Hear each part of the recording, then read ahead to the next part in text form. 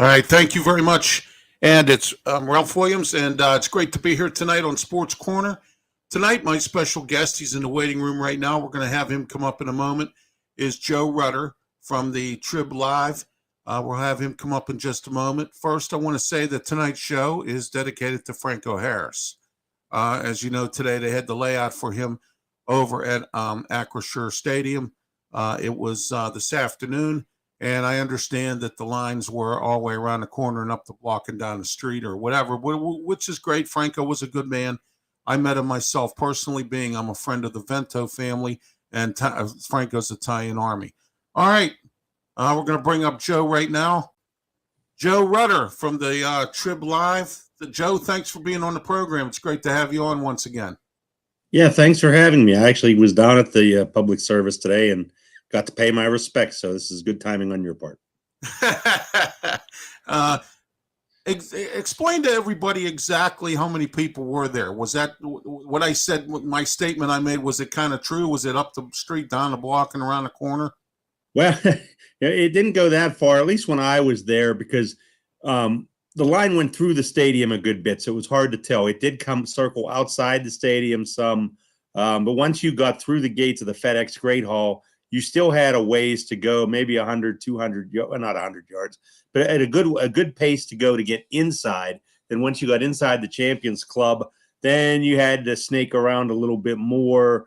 But it took about a good half hour to 40 minutes for me to get through, and I didn't have a very long line at all. I know others it took about an hour, but and that's impressive considering the weather and how cold it was today. Oh yeah, absolutely. Well, Franco was a good man. So I'm figuring, the way I look at it, and have a show called The Way I See It. The way I see it is that it's great that people came to this viewing today for Franco Harris. Unfortunately, I could not be there today. I had a family obligation earlier this afternoon, so I could not be there as well. And the cold kind of keeps me indoors a little bit. So anyway. I will tell you, though, I was impressed that, I didn't know what to expect. I didn't know if the Harris family would be there. Franco's wife, Dana, and his son, Doc, were there. Franco's sister and some other family members were there. And I know Dana, Doc Monovich Harris, stood there and personally talked to every single person that came through the line. She took a step back once in a while to get a drink of water. But while I was there, she interacted with everybody. And I was very impressed by that. Well, you do know, Joe, and if you don't, I said it earlier, I'm a friend of the Vento family, which is Franco's Italian Army. And I got to meet Franco when El Vento Sr. passed away. And I got to see him at the funeral, and Rocky Blair. Franco is a great man. He did a lot for the community and for the Steelers, and he represented the Steelers very well. Tell us a story about some of your interactions with Franco Harris. Well, I'll tell you my earliest story with him. I was 8 years old, sitting in section 626 for the Immaculate Reception. Get out of here. Oh, my gosh. Wow. Yeah, my dad got season tickets when the stadium opened. And when I was 6 and 7, I could go to one game each year. And then in 72, he said, "What game do you want to go to?" And I said, "Well, Dad, you go to all of them. I'd like to go to all of them." So he started taking me. He said, "As long as you pay attention to the game, and don't fidget around and want to leave, yeah, you can go." And I sat there and watched. We went to the games, and I remember, I don't have much memories of that, but I remember us sitting there, and I can still see Franco running down the field. And my dad says he buried his head in his hands when the ball deflected off Jack Tatum, and I'm pushing him, going, "Daddy, Franco's running for a touchdown," and and he looked up to see some guy running down the sidelines, didn't know what was happening. And so I have that in the back of my mind. When I close my eyes, I could still see that. So that was my first interaction with him. And then professionally, it wasn't until recently, because I've only been covering the Steelers about 5-6 years, that I ever had a chance to be around him. And just anytime I called him or needed him for something, he was very gracious with his time. Like the day after they drafted Najee Harris, having a second Harris in the Steeler family, he was great and talked about that.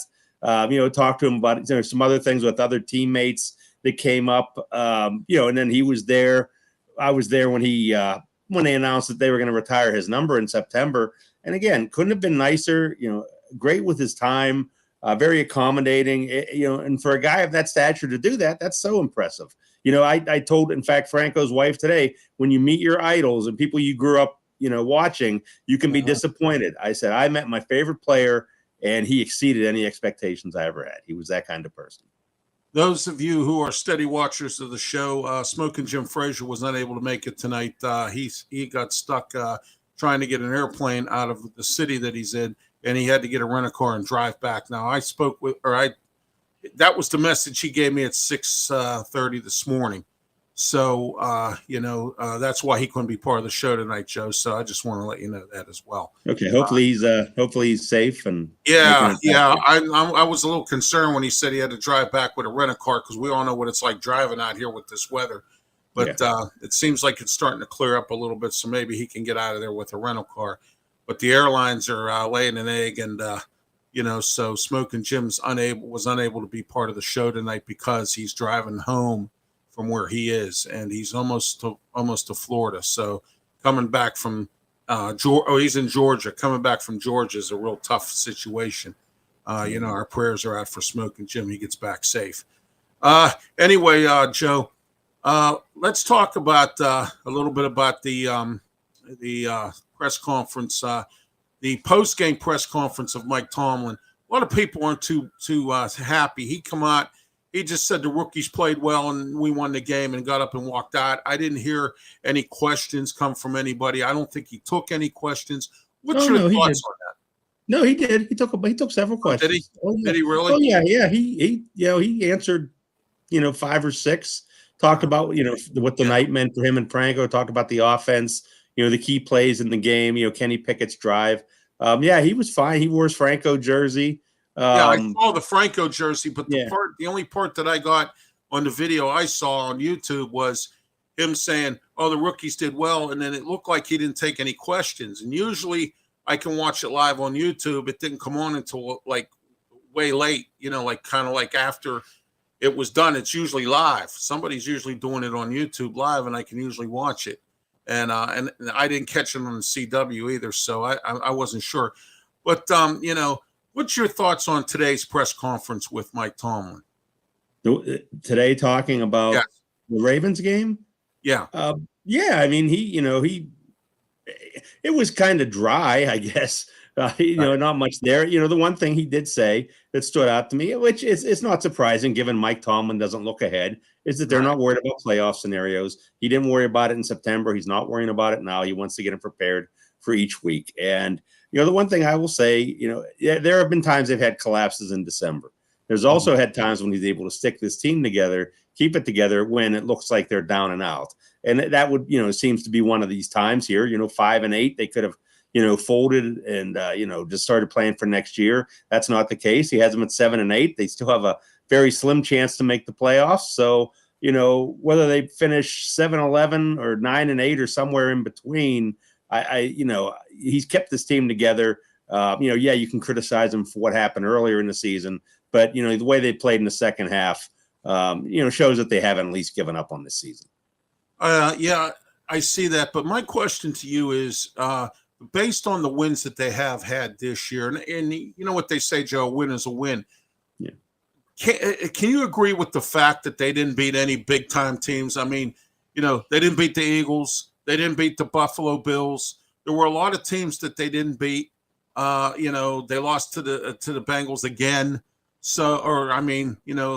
The second time around, they lost to the Browns. What's your thoughts on what folks are saying out there that they didn't win any kind of major type game? Yeah, well, you look at the one thing is, they did the biggest win is the Bengals game, first game of the year. They had, they were faced up against the AFC East, went 0-4 in games there.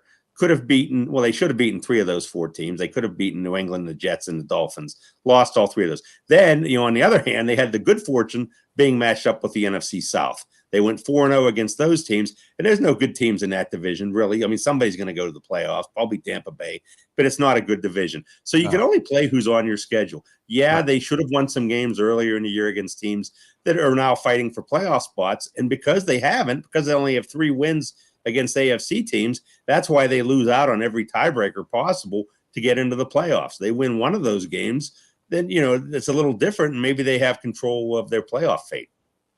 Usually when they have when it comes down to that, Joe, I think you'll agree with me. A lot of times we don't get what we want with this. We usually end up losing out because a lot of these teams, they win their games and things like that.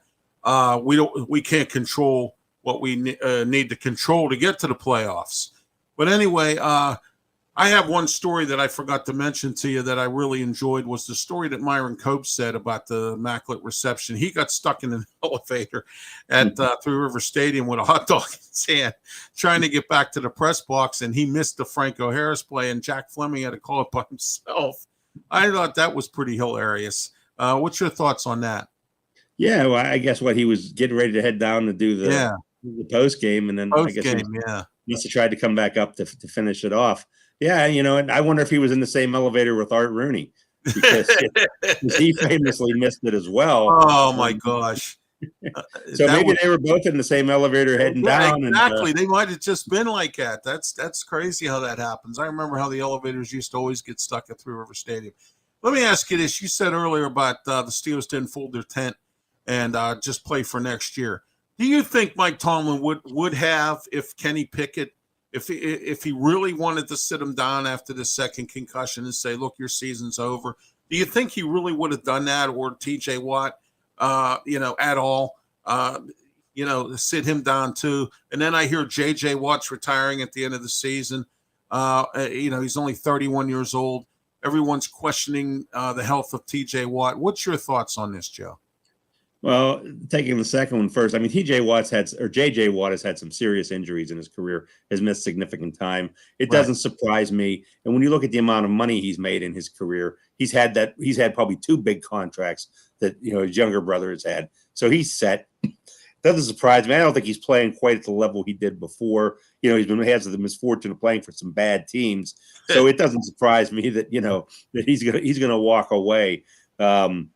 And what was the first thing you asked me again? Oh, about the players. Well, I think that could be a possibility if the Steelers lose this week or are eliminated and there's nothing at stake for the Cleveland game. If TJ Watt's banged up, maybe they do sit him. I don't think that's the case with Kenny Pickett, though. I mean, they sat him the one game and, they thought he was fine enough to come back. Now, if he would happen to have something like that again, then I think you have to sit him, for the final game of the year. But as long as they're in contention for something, I think that, he'll continue to play these guys. Had the bottom fallen out, maybe he sits a TJ Watt for next year. But, I just, we'll have to see, but I don't see that happening. All right. Let me ask you this question. I know the defense is one of the highest paid defenses in the NFL. Do you think that they've played up to that, or do you think they have not? And do you think that there needs to be some changes in coaching, or do you think it's going to stay the same? Well, I don't think it has. And that speaks to the way the defense played in the first half of the year. They have been much improved against the run in the second half of the year, except for the Ravens game. They've done pretty well stopping the run.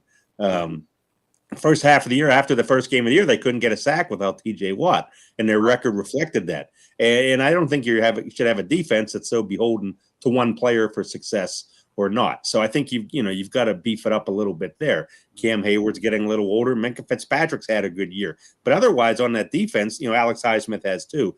But, you look at the inside linebackers, and the cornerbacks, nothing really stood out, and nobody else really on the defensive line, exceeded expectations. Larry Ogunjobi's played well, but he's been banged up. He has. They've got young guys there. DeMarvin Leal's done okay, but you're counting on a rookie. But they need more there. They need more defensive linemen. They need steadier inside linebacker play. They need to find somebody that can back up, the outside linebacker spot. And, you could potentially lose a good part of your, Cam Sutton's going to be a free agent. Terrell Edmonds can be a free agent. So they're going to have to make some decisions there. But no, I don't think the defense has played up to expectations. It's played a lot better lately, but it's maybe a little bit too little too late. One other thing I wanted to ask you was, do you agree with Jerry Dulac? And he made the, he reports for the Post-Gazette. He's a colleague of yours and I. Do you believe that his comment that we need to get a shutdown corner, is that right? Oh, I think they definitely need one. I think Joe Hayden was earlier in his tenure with the Steelers, maybe fell off towards the end, but they haven't had a really good corner since I've been on the beat, and that's been since 2016. So yeah, you have to go back a ways to find somebody that they've had. I mean, they haven't had anyone that's close to a Rod Woodson since Rod Woodson has really been here.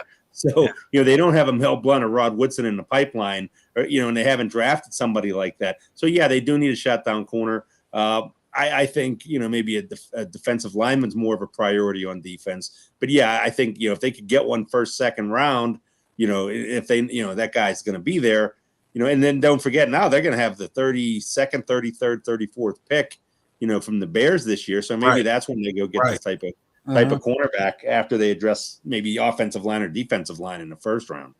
Yeah, they're going to this year, Joe. They're going to have to do something with both lines of scrimmage because they have a lot of needs all across the board. Whether they fill it in with free agents or draft picks, they're going to have to start pipelining some of these guys, like you mentioned before, because we just don't seem to have it in the pipeline at all. What's your thoughts on the offensive line? Do you think they've improved this year based on last year? And do you think they've improved like in the later part of this season? Yeah, it has. I mean, it's reflective in the second half of the year with the running numbers being higher. They seem to have found a nice balance with Najee Harris, Jalen Warren. And the running game has improved. Dan Moore still is, prone to making some type of mistakes, but he has a mid-round draft pick. Starting a guy there, I think they need to address a left tackle. If that's a first or second round pick, I think they've got to, try to get somebody pretty high on the first or second day of the draft to address that. And, the interior's been better. Kevin Dotson's had some ups and downs. Mason Cole to me has been okay. James Daniels, I don't know if I'd say underwhelming, but steady enough where you're not noticing him, which that's not necessarily a bad thing. I think earlier in the year he was showing some flaws, but I think he's cleaned that up again. And I think Jukes Okorafor is fine for a right tackle. You can get by with him. But I think you're going to have to go, address the left side of the offensive line, left tackle, left guard, maybe. Or if you find another center, maybe you move, Mason Cole back out to guard where he's also played. But they've got to get better. They've gotten better. They've improved, but they really, for their future, need to really attack that line. What's your thoughts, Joe, on the running game? I know Najee Harris, Jalen Warren, and we saw a little bit of Benny Snell. I call him Smell because he stinks, but it seems like this year he's done pretty well for himself. What's your thoughts on the running game? Like the offensive line's gotten better. They didn't do much of it in the first half, and when you try to commit to it, nothing really was seemed there. Then that was the one problem I had with the Ravens game is I thought after Kenny Pickett left, Mitch Trubisky came in and they started passing too much. They started winging the ball around.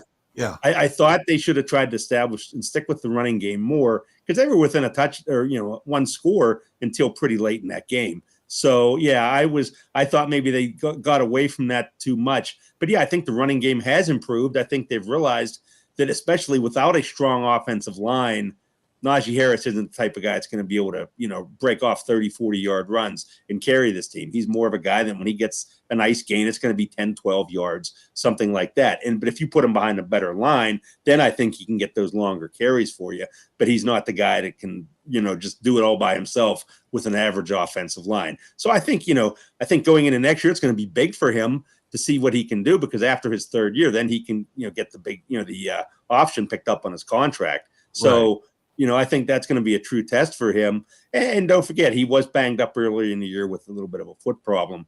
But Jalen Warren has definitely impressed. I like the way he's going out there. He runs hard. Especially for a drafted free agent, they really got to find in him.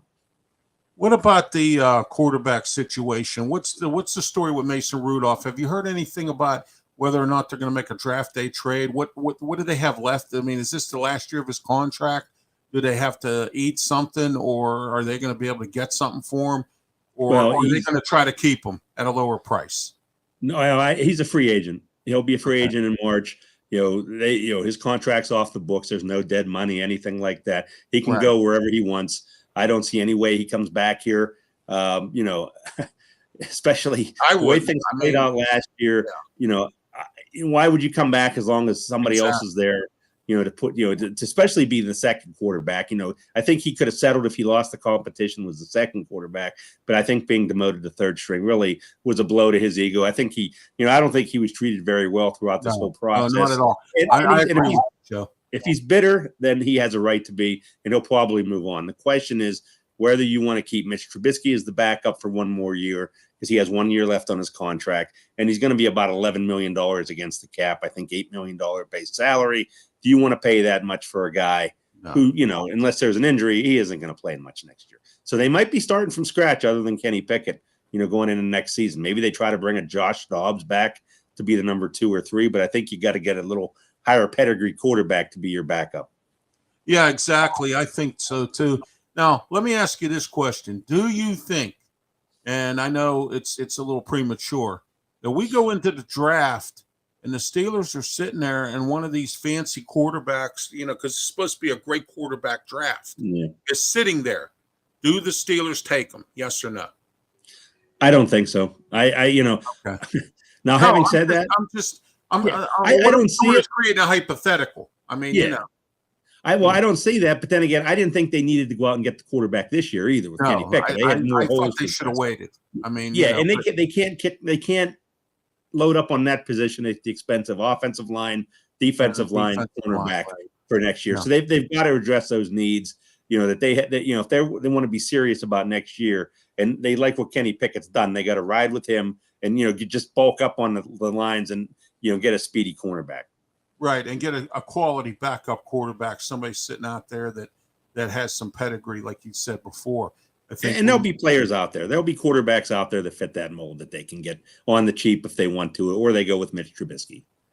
What's your thoughts on? And I'm straying away from the Steelers a little bit. What's your thoughts on these coaches that have been fired in the off season this year?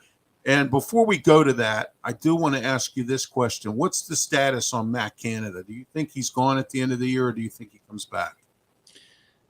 I would think I would still lean toward him being gone, but the way the offense has kind of settled in a little bit, they're still not scoring a ton of points by any stretch. No, not at all. No.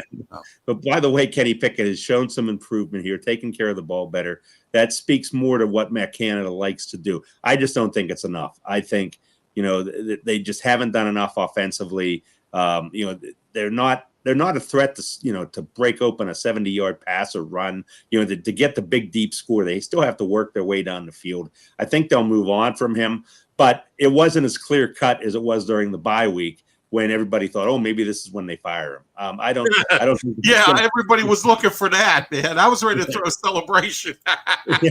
Everybody's ready to do that at the bye week, and they stuck with them. Yeah, the offense has done better. I just think that they need to maybe move on and find somebody that they can, bring along with Kenny Pickett in his second year, and maybe, to have a foundation piece for him moving forward. And as far as coaches changing, like the Denver just had one. Yeah. With 2 weeks left in the season, I don't know what the point was. I don't understand that either. And what do you think the Colts are going to do? Jeff Saturday, I don't think he survives the end of I think he's done after this season. I think Jeff Saturday's going back to doing announcing or whatever it is. Yeah, I don't see coaching in his long-term future. I think they'll move on from him, and and we'll see what happens. But it just surprised me that especially that Denver pulled the plug with 2 games left, because they've got rid of a few other assistants. Right, yes. So now you're trying to patch in different places. I just don't really know what it accomplishes. You're not giving the interim coach much chance to build a resume here. It's almost like coaches either getting fired or jumping in college to bowl. Before the bowl games, you're leaving these teams high and dry with somebody else. Carrying them through. Carrying through the last week or two. It's hard, and I didn't see why they did it. Oh, absolutely. I thought it was crazy. Do you think the Carolina Panthers? You think Steve Wilkes gets that job, or do you think they're gonna go out and look for somebody? What do you think about Carolina? If Carolina's smart, I think they give Steve Wilkes a chance. I think he's shown what he could do. Now you've also got to weigh the fact in that that's not a very good division this year. So maybe them playing better, factored in on that. But you look at, they played against the Steelers, did nothing running, which surprised me because that's what they focused on. Then they come back and they take it to the Lions, who were one of the hottest teams in the NFL coming into that game. So that speaks well of him getting his team ready to, bounce back after a loss. So, I think they give him a hard look, as they should. we'll have to see what happens. That's David Tepper's team. Used to be involved up here. He seems like the type of guy that likes to make a big splash and things like that. He tried to do that with Matt Rule. So maybe he doesn't. Maybe he doesn't bring Steve Wilkes back. But I think Steve Wilkes has done himself. Has done himself a nice enough job where he would be on somebody else's radar, and maybe Brian Flores finally pops back on somebody's radar. Yeah. I'd like to see Brian Flores get a job. I think he's wasting his time here. I'm not saying that to be ignorant, but I believe that to be the case. Why is he up in the press box? That's what I want to know. I think he should be down below working with Mike Tomlin more than being up in the press box. I know they need, the eyes of his eyes to see what's going on there, based on what's on the sideline, because you always get a different view from up there. That, and I know that, and stuff like that. I think Brian Flores should get a job, but I don't know that he will because, the bad blood with all with this lawsuit and all that he had going on and everything else. I think it still is going on. I'm not even sure. I haven't even heard anything, but I do know that, with that, I don't think anybody else other than the Steelers might take a chance on him. Then again, maybe I'm wrong. I don't know, but we're going to find out what goes on. This is going to be interesting. Which first-year coach for some of these teams do you think could make the playoffs? Do you think Minnesota might make it, Miami, or make it in the playoffs? Let's just put it that way. Yeah, well, Minnesota's definitely, played well enough that they can make a run in the playoffs. Miami, I would have said that 4 weeks ago until the wheels fell off Mike McDaniel. I would say you would have to go with Minnesota right now would be the team, that could make some noise. I mean, Miami, even if the Steelers don't get there, they could still lose their way out of this and have the Jets or Patriots get that final spot. Right, exactly. Joe, thank you for being on the program tonight. Have yourself a happy new year, and we'll talk next year. I hope your Christmas was a good one. I had a great Christmas this weekend, other than the weather being foul. But I mean, that's the part of Christmas. It's supposed to be cold and snowy and all that other jazz. And it turns out, I think 3/4 of the United States had a white Christmas this year. I think if you didn't have one, I think something was wrong with you this year. But anyway, I appreciate you being on the program. I'll reach out to you next year. I'd like to try to have you come on. I have a draft extravaganza I do every year. I have a big panel. I'd like you to come on and join me for that as well here for the draft panel. We'll talk about that. If they make it into the playoffs, we'll talk about that as well. Any final thoughts about what the Steelers could be doing or any thoughts on your mind before we go? Well, I guess, we're looking toward the end here, and I'm, going by presumption they don't make the playoffs. There'll probably be a few changes on the coaching staff, maybe some minor ones. I mean, Matt Canada could be a major one. I think that's the one to look out for. And just if their draft philosophy changes now with Kevin Colbert gone, Andy Weidel kind of running the show. I like Andy Weidel, yeah. Let's see how that dynamic works and what kind of players they're targeting, if their philosophies change at all. And with Omar Khan, making some of these moves. I mean, he made a steal of a trade with the Bears, getting that, choosing the Bears over the Packers for that second round draft pick, like where they're going to pick in the high 30s now. It'll be interesting to see what kind of moves they make with this new regime. To me, that'll be the most interesting thing of this offseason.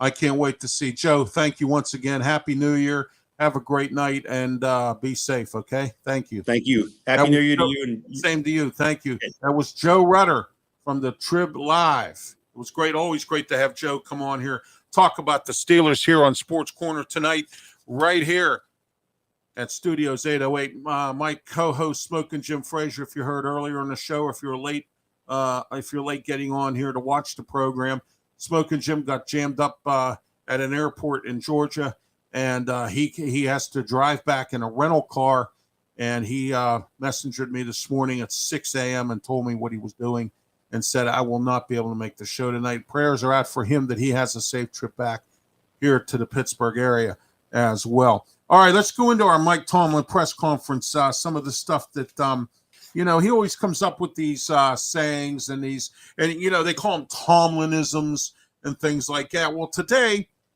as usual, he always says, we're playing AFC North ball in December ball. And man, he did a lot of that today. Man, man. So that as well. And now instead of participation be our guide, he now has quantity of participation with quantity, which means that the quantity of the person who has their participation, whether it would be, let's say, TJ Watt comes in and he's hurt, but he only comes to practice for a little bit, and that's not enough quantity to be based on his participation. So, Mike Tomlinisms today here on Sports Corner. I always try to find them as well. But those were the two that I got today from Mike Tomlin, the coach of the Steelers, and you know how that goes with him as well.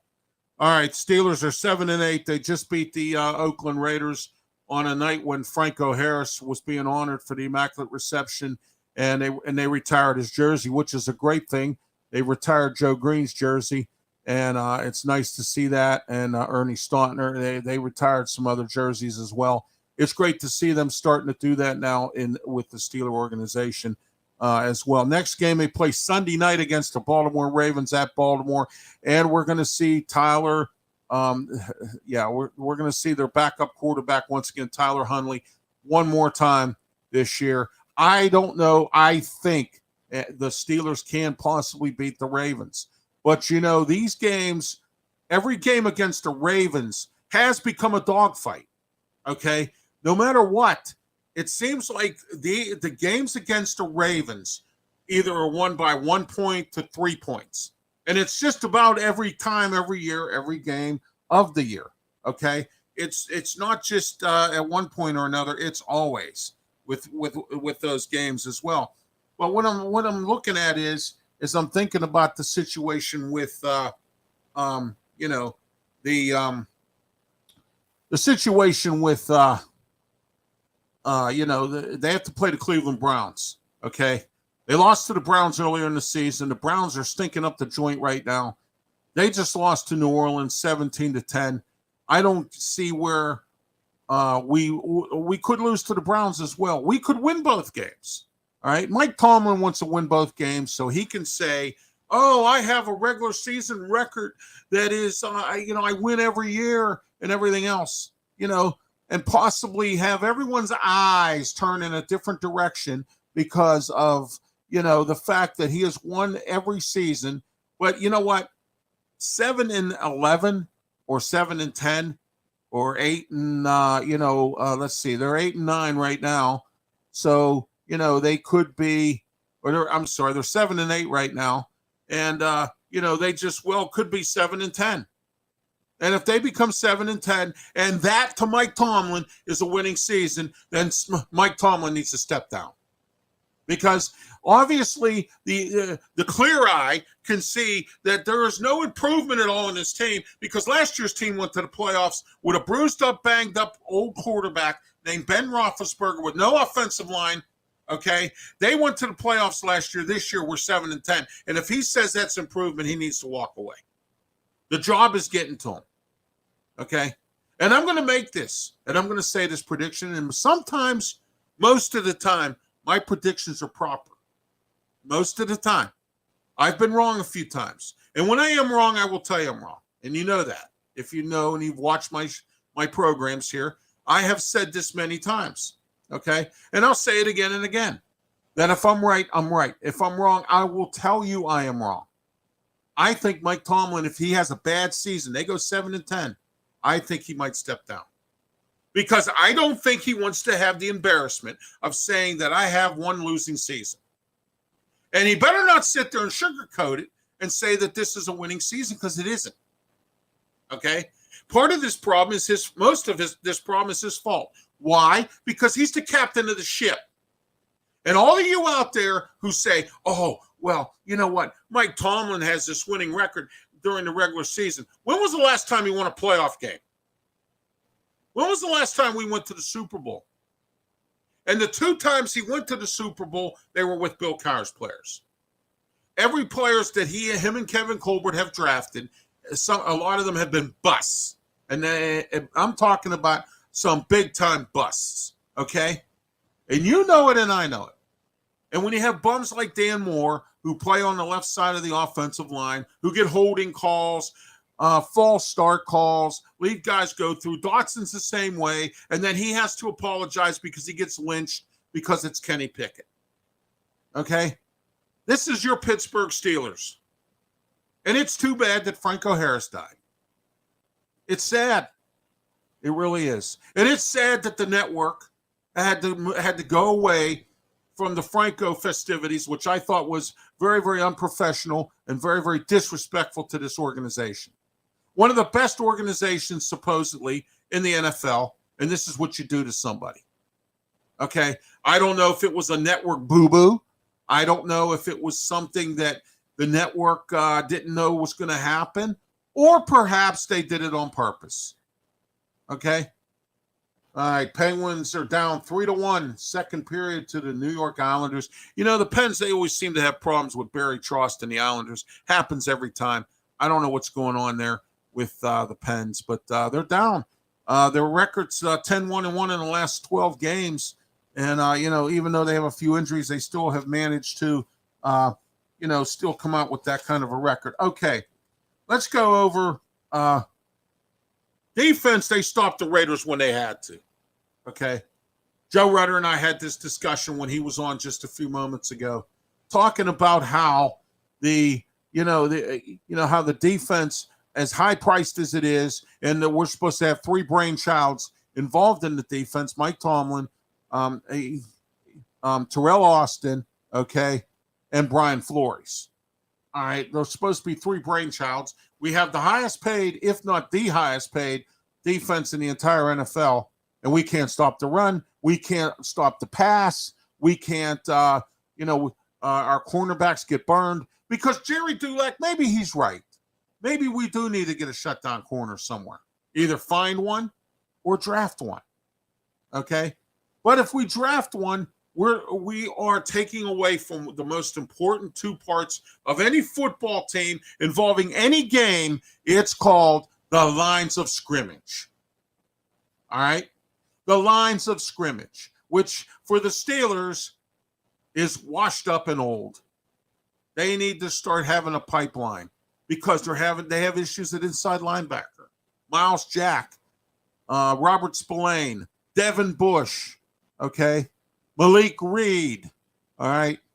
Guys who really haven't been doing all that great, okay?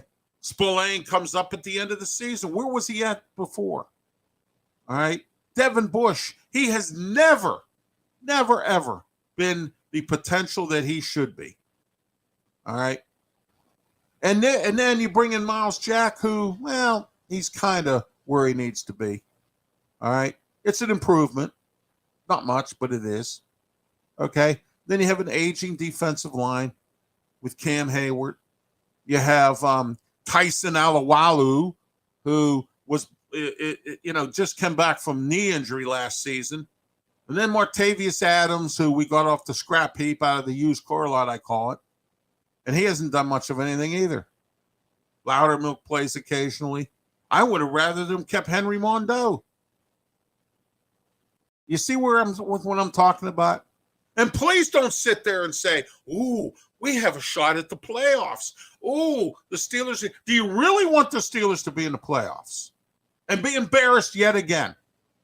Do you really? Think about this before you open your mouth about how you like the fact that the Steelers might go to the playoffs. I don't even want to hear it. I'll cover my ears. You know why I don't want to hear it? Because they're going to embarrass themselves. That's the point I'm trying to make. All right. Offense could have made more plays, okay? And Boswell missing 2 field goals, that could have bit the Steelers in the butt, but it didn't, okay? The Steelers need to they can't not leave points on the field. And when you have, and the defense creates turnovers, the offense has to make scores. That's what's been going on with the Steelers for a long time. All right. All right. Let's talk about the Pirates, and we're going to get into some Penguin stuff real quick here. Now they're down 4-1. Wow. This is a tough game for Jari tonight. All right. Jeff Petrie's hurt. And, so we'll see what they do later on. Pirates today signed 42-year-old pitcher Rich Hill. Wow. Rich Hill. Oh, my. I had Marty Leap on here from Rum Bunter, and it's a online newspaper who reports on, they report all across the country, and they do mostly baseball, okay? And I had Marty Leap on here, and we talked about this. Ben Cherington lied to everybody, and that shocks me, because the reason I'm frustrated with him lying to us is because of this, okay? He said, and I quote, "We're not going to sign free agents to no more one-year contracts because we need to bring experienced pitchers in here, experienced players, because we need leadership in the clubhouse," which we don't have. All right, which is what Bob Nutting and the Pirates management have created. Okay, they have created this. All right, and what has happened is not only have they created this, but now they have to eat it. So they lied to us, and again, I'm puzzled about this because I know for a fact through a bigger source than Marty Leap that Travis Williams and Ben Cherington, when they were hired, they laid the law down on Bob Nutting. Now, all of a sudden, they're the yes men for Bob Nutting. Okay? Because Ben Cherington's trying to think outside the box. He wants to bring in some of these guys. And then I found out from Marty Leap that as soon as the money got a little too much, Bob Nutting said, pull the plug, we're going to do one-year contracts again. Then you sign a 42-year-old pitcher. Oh, I know. He had a great year last year. Okay, he's been with the Mets, the Yankees, and the Red Sox. Rich Hill, 42 years old. Why? So you can trade him? If he's tradable. We were supposed to sign some of these guys to multi-year contracts, not 1 year. But when the money started getting more expensive, Bob Nutting pulled the plug on this. And again, here we are. The Pirates. But you still go to the games. You still waste your time and money. When are you going to stop and really send a message to Bob Nutting that we're not playing anymore? Okay? He lied to us again. And this time he used Ben Cherington as the spokesman for his lies. Okay? And then he'll go to spring training every year like he always does. He didn't do it this year, though, because he has egg on his face all the time. And he went again and he said, he goes like this. He says, well, you know what? We're going to have a winning record this year. We're going to go to the World Series because we have a championship caliber team when you can't even beat Manatee Community College in Grapefruit League play. Okay? Some of the moves that were made, yeah, I like them. But some of them, like Rich Hill, what are you doing? You brought back Tyler Highland as a backup. Okay? You've gone through 20 catchers last year. And I'm not saying that's the truth, but you went through a ton of catchers last year. Okay? And now you signed Henke. Oh my gosh. Really? And Henry Davis is still in the minors. And then you got rid of Jacob Stalling and bring in Zach Thompson. Zach Thompson didn't do all that great last year, and then you're putting him in the bullpen now. With Will Crowe, who was supposed to be the starter. And now we have to deal with Mitch Keller again. J.D. Brubaker again. Again and again and again. So now you got Vasquez, the new guy they signed, and then you got Rich Hill. Those are your two veteran pitchers in this pitching staff. You got Ranchi Contreras, who I saw at the game I went to. And again, I only went because my mom wanted to go. And she paid for the tickets. I didn't. Okay? I refuse to pay one single penny to go to a Pirate game until they fix the problems there. Now, if they want to give me media credentials, yeah, I'll go. Because it's on their dime, not mine. Why am I going to go to a game to watch? And, I have friends in the media whose names I'm not going to mention that do go to these games consistently. And they buy season ticket packages. Good for them. Okay? Good for them. I'm glad. I'm glad you like baseball so much that you want to go see the other team. Who cares about the other team? I'm there to watch the Pirates win again. All right? And now you lied to us again and again and again. And what do you do? You keep going to the Pirate games. You keep spending your money there. You have to take out a loan. Oh, it's fun. Yeah, it's fun sitting there paying all kinds of money to watch a losing team. Okay? If these players were so good that they could beat some of the better teams and do like the Astros or do like the Tampa Bay Rays back in time, okay? Teams like that who are small market teams that get to the World Series. But the Pirates don't do that. The Pirates are a joke. And you know it and I know it. They're a joke. They really are.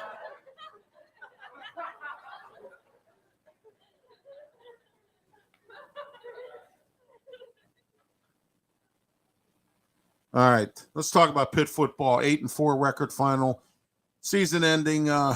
So made a statement that the quarterback position had bad leadership. Narduzzi made a statement. So he went out and he got 3 quarterbacks: Jerkovic, Valou, and Darborough. Okay, now we have 3 brand new quarterbacks in front of Nate Yarnell, and the other guy behind Nate Yarnell, he left. So now you have 4 quarterbacks, and we're going to see what kind of leadership these quarterbacks can do. Phil Jerkovic, we know what he can do, okay? But what about this kid from Penn State, this Valou or Valai or whatever, or Valex or whatever his last name is, okay? What about this guy? What about this Darborough that we have? This Ty Darberg or whatever, Darborough? What about him?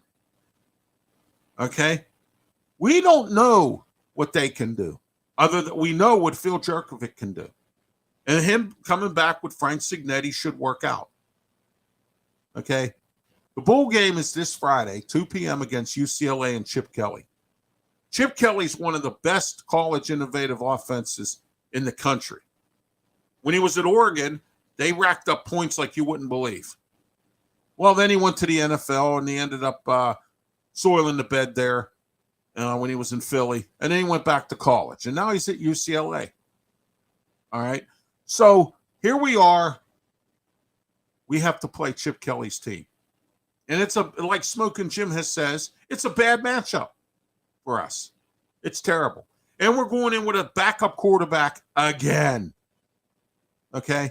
And this time, you better really pray that Nick Patty doesn't get hurt. I think Pitt could surprise a few people here. They're down defensive people as well. Joe Morgan, Savasier Dennis, bunch of guys are down. Okay? They're down on the offensive side of the ball as well. But at least Nick Patty had the decency to say, okay, I'll leave after the bowl game. And I think he's going to play well, so his stock rises. So when he does go into the transfer portal, a team might say, okay, great. Okay? It's nice to have you. Because Nick Patty is the Mason Rudolph of Pitt. Like Mason Rudolph is to the Steelers, that's what Nick Patty is. He's been here for so long, and he's been nothing but a backup quarterback. I think they could have spent a lot less time wasting it on Keaton Slovis and just let Nick Patty play. Develop Nate Yarnell. He played well in the Western Michigan game. I saw it. I watched it. He did what he had to do. He managed the game. And that's really all you need a quarterback to do sometimes is manage the game. All right? But if you're going to have someone and you waste your time again on another quarterback from USC that we had a problem with, look at Max Brown.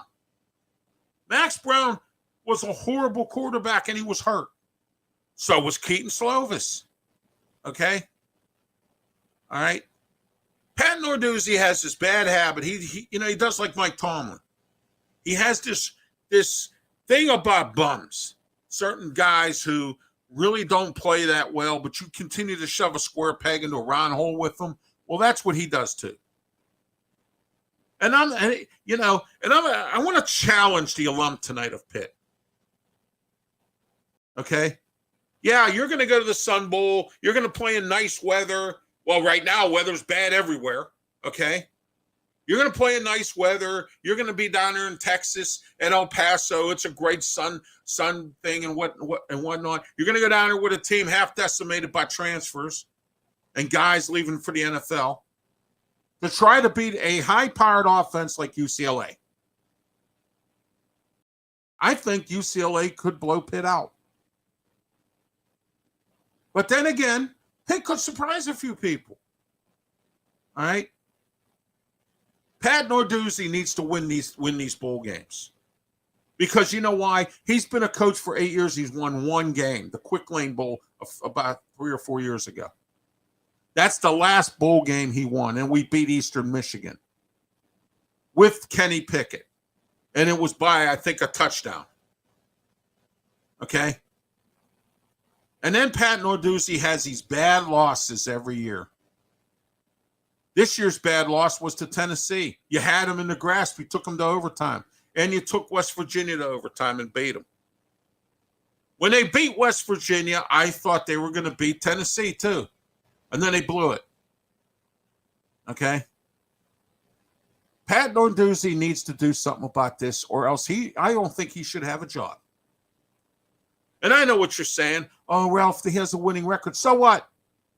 So what? Right now, everybody's laughing at Pitt because they lose all these players to the transfer portal.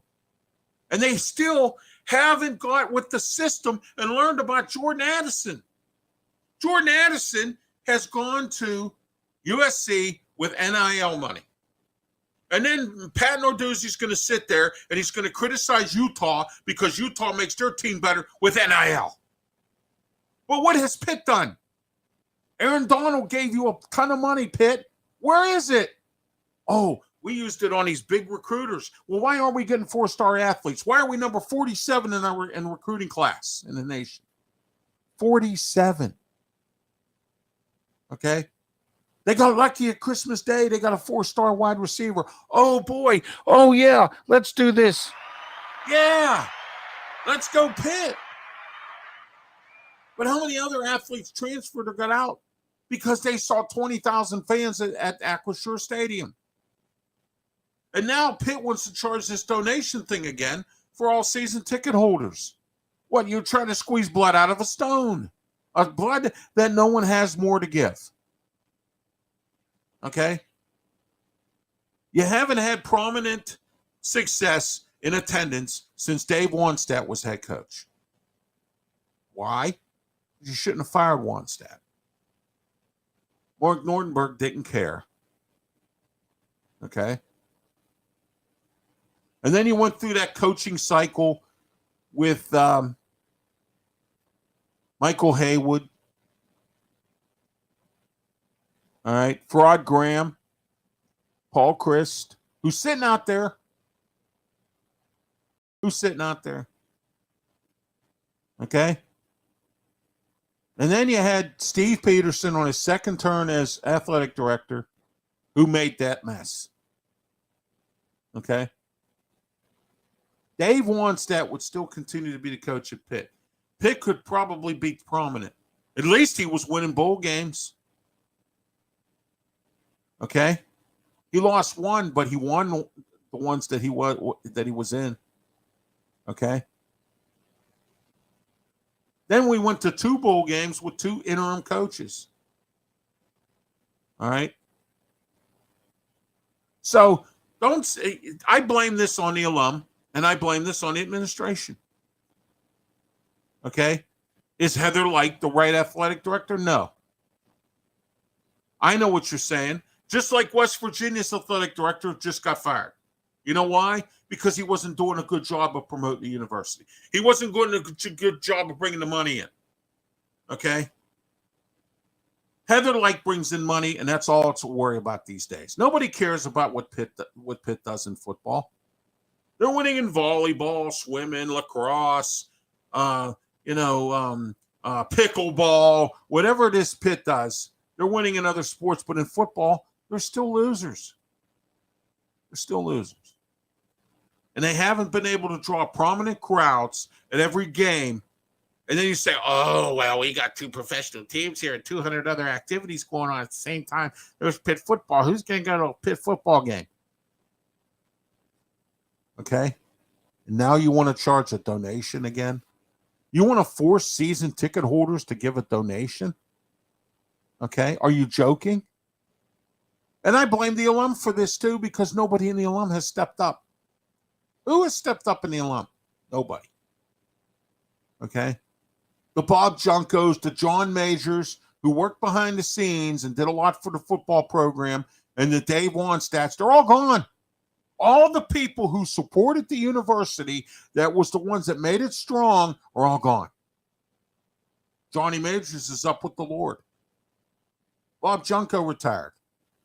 Dave Wannstedt's retired. I don't even know what he does anymore. Okay? They were salesmen for the university. Heather Light's not a sales lady. She doesn't go around and sell the university. Okay? And Patrick Gallagher, he's getting ready to step down. He doesn't care what goes on.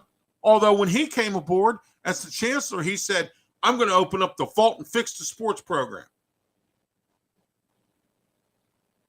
You fixed it with the same people that were there when you got there, and Pat Narduzzi. And there were a ton of prominent coaches out there that you could have brought in here and paid. You said you were going to open up the vault. You couldn't even pay Matt Canada, and you were going to open up the vault. Pitt hasn't been prominent since Jackie Sherrill. And you know what? Smokin Jim Frazier says it right. I call it the Jackie Sherrill curse. Because ever since they let Jackie Sherrill walk, they have not been prominent since. When was the last time you seen them competing for the national championship? When Dan Marino was quarterback. When Jackie Sherrill was the head coach of Pitt. And they let him walk away and they didn't care. So the alum doesn't care. They don't know what's going on. Either that or they're weak. And the student body is just as weak. Okay? All right? And I don't know what some of you folks at Pitt are complaining about in regards to, we need a new stadium. We need one on campus. Really? Where are you going to park your car?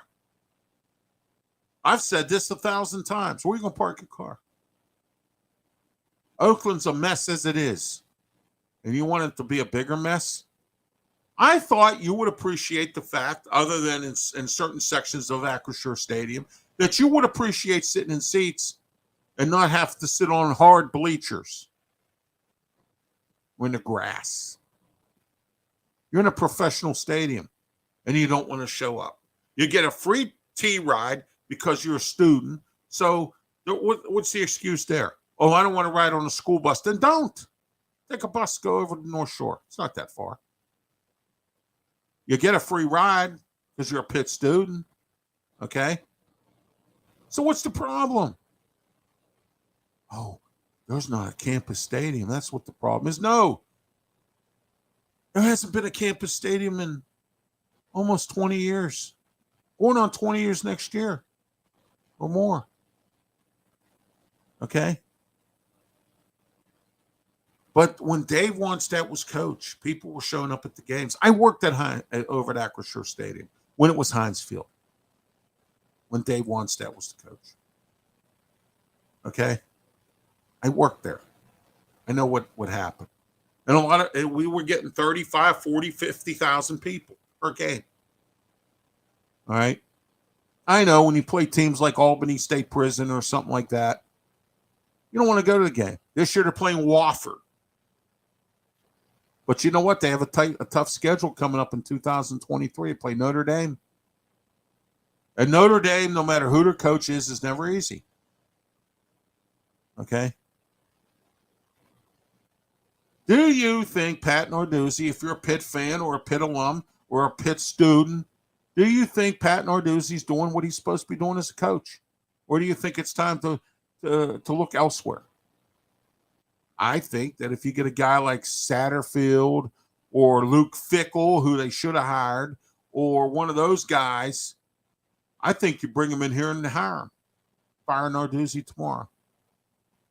No, instead, you give the guy an extension, and then you give a buyout clause that's impossible. That's how they like. All right? Tell me something. What's your thoughts about this? Do you think what I'm saying is wrong? No, I'm not. I'm not wrong. I'm right because I know what I'm talking about. Okay? All right. Nick Patty will be the starting quarterback this Friday, 2 p.m. UCLA, Sun Bowl, Pitt and UCLA. All right. He will be the starting quarterback. Former Pitt tight end Nate Byam is the tight ends coach at Stanford. As you well know, Stanford has hired a new coach, and Nate Byam is their tight end coach. Good for Nate. And Pitt has landed 19 recruits for 2023, and a lot of them are pretty decent, including 3 quarterbacks from the transfer portal. All right. They recruited 1. Okay.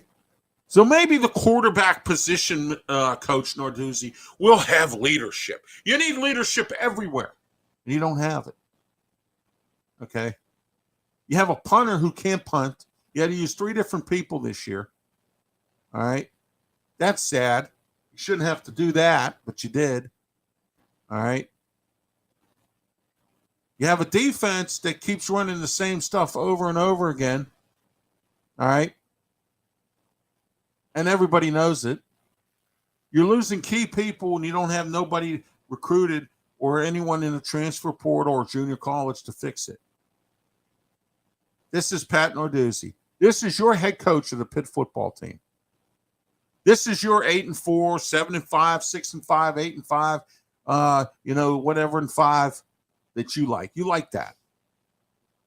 No more continental, division. Okay, no more any of that. None. ACC's going to 2 teams, and it won't be Pitt. Because I don't see it that way. And that's the way I see it tonight with that. Anyway, no pun intended. So, anyway. All right, let's talk about some of these bowl games that are be coming up and some of the ones that were played. But first, we're going to get into our NFL scores. In case you're not aware, I was talking with Joe Rutter earlier. Nathaniel Hackett has been fired as the coach of the Denver Broncos. 2 games left in the season. Joe and I both agree that was kind of strange. Anyway, Chargers 20, Colts 3, Jacksonville 19, Jets 3. That was a surprise. The Jets have been kind of falling down lately. Late season collapse.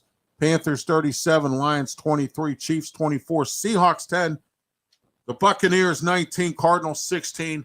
The Cardinals are a horrible team. Tampa Bay's not that great either. But see, Tampa Bay's like the Steelers. They're starting to squeak in here. But they are in a weak division, which is what their advantage is. And I said this before, and I'll say it again. I think Tom Brady needs to leave. I think he's a cancer. I think that he was the one that ran BA out. I think that he is, he needs to be told that, Tom, you're done. Or maybe he goes to another team and wins a Super Bowl and tries to get the 3 more he wants to fill his other hand. Okay? I don't see that happening. I hope he's done after this year because I don't want to hear no more about him. If I'm 46 years old, I'm not playing football. And I have the money he has, I'm done. But I don't know what the divorce settlement was. So we're going to find out with him as well. Rams 51, Broncos 14, the game that got Nathaniel Hackett fired. All right. Also, hang on a second here. Okay. Also, let's see here. Packers 26, Dolphins 20. Tua has another concussion. Wonderful. Cowboys 40, Eagles 34, 49ers 37, Commanders 20, Texans. How about the Texans finally got a second win at the expense of the Titans, who are starting to fall apart? 19-13. Bills 35, Bears 13. Matt Everfart, he's not doing too good over there as well. All right, college bowl games. The Idaho Potato Bowl, 40, Eastern Michigan 41, San Jose State 27, Boca Raton Bowl, Toledo 21, Liberty 19 with an interim coach. Wonderful. It's not too bad for a team with an interim coach. New Orleans Bowl, Western Kentucky 44, Southern Alabama 23, and also the Armed Forces Bowl. How about Air Force 30, Baylor 15? Who would ever thought of that score? I mean, Baylor had a really good year this year. Radiance Bowl down in Tampa there, Houston 23, Dana Hogerson, former West Virginia coach. His team won 23-16. Some of these games were pretty close. There weren't too many blowouts from so far. Wake Forest 27, Missouri 17, Middle Tennessee State 25, San Diego 23 in the Hawaii Bowl, Quick Lane Bowl, New Mexico State 24, Bowling Green 19. All right, so there you are there. Some of the bowls that are going on. Some of the ones went on today. Camella Bowl, Georgia Southern and Buffalo. The Responder Bowl, Memphis and Utah State tonight. Coastal Carolina versus East Carolina. And also later on, the Guaranteed Rate Bowl, Wisconsin versus Oklahoma. So you got all them bowls today. And more bowls coming up the rest of the week, including Pitt's Bowl as well. Cane men's basketball, their record 10-3. They start ACC play, A12 play, or A10 play, tomorrow night against Dayton at Dayton. That game is always tough. I'd like to see what Duquesne's going to do this year in basketball. Keith Damroth's got that team rolling and moving. We've had Tad Moray on the show, and things, things are looking pretty good with him as well. So, also, speaking of bowls, Wednesday, tomorrow, the Military Bowl is UCF versus Duke. All right, and then you have Liberty Bowl, Kansas versus Arkansas, Holiday Bowl, Oregon versus North Carolina, and the Texas Bowl, Texas Tech versus Ole Miss and Lane Kiffin's team as well. AFC North scores, Ravens 17, Falcons 9, Saints 17, Browns 10, Bengals 22, Patriots 18. I'm Ralph Williams. It's been a great night to be here. The last show of 2022. We'll be back next week. Myself, Smokin, Jim Frazier, as we start the new year off with Sports Corner, 8:30 p.m. start time every Tuesday night. And we're on 4 different platforms at the bottom of the ticker tape. You'll see them there as well. And please don't forget to subscribe. And I want to thank those who have subscribed. Tomorrow, Wednesday, there's going to be a doubleheader tomorrow. You ready for this? Ralph Williams, 1-on-1, 3 p.m., Joe DiStio. And Joe DiStio is the PA announcer for Pitt. He does football and basketball. We're going to talk with him tomorrow. That's my interview show, Ralph Williams, 1-on-1 with Joe DiStio. And then tomorrow night, 7:30, Talking Wrestling. Oh, have I got some stuff for you. Oh, my. I have some great stuff for you tomorrow night. You're going to need to tune in to Talking Wrestling. Where do you see what Dominic Mysterio at it again? Went to the Hooskow jail again, so he's at it again. So we'll talk about that tomorrow. Thursday, no Wrestle Talk due to the holidays, and Saturday, don't forget 5 p.m. Sports Extravaganza. Check your local listings on PCTV, Channel 21, Comcast, 47 Verizon Cable. Sports Corner 5 o'clock. 6 o'clock, or Sports Corner 5 o'clock with myself and Smokin' Jim Frazier on Saturday on PCTV.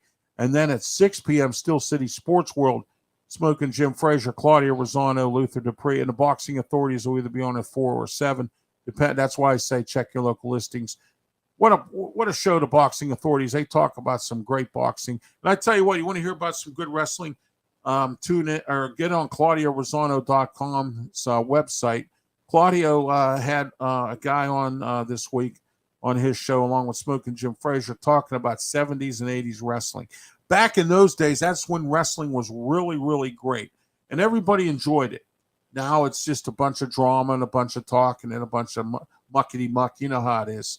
But you know what? Everybody likes wrestling. A lot of people still do. Kids do.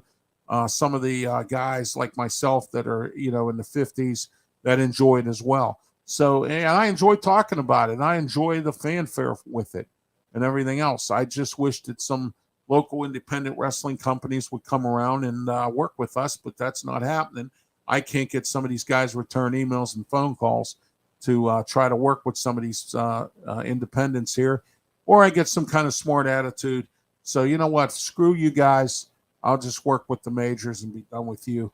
I don't need it. So, and I don't want it. And it's New Year coming up, and I'm making some changes, and that's one of them. I'm not going to sweat it anymore about anybody, But wait until you really need me. Then I'm going to tell you where to go with it because, I don't appreciate being disrespected. I'm not going to be disrespected in this town, and I don't appreciate it coming from any angle, especially in the wrestling business here, when the guy who was talking wrestling here was the king. And now he's not doing it anymore. I'm doing it, but you don't want to help me. You don't want to work with me. So you know what? I'll just keep moving on without you. And that's as simple as that. Okay? I'm Ralph Williams, and for Smokin' Jim Frazier, who's not here tonight, I hope my good friend will be back next week and to be talking some sports next Tuesday and Wednesday also as well for Talking Wrestling. For Smokin' Jim Frazier, I am Ralph Williams. Have a great one, and thank you very much, and be safe. Happy New Year.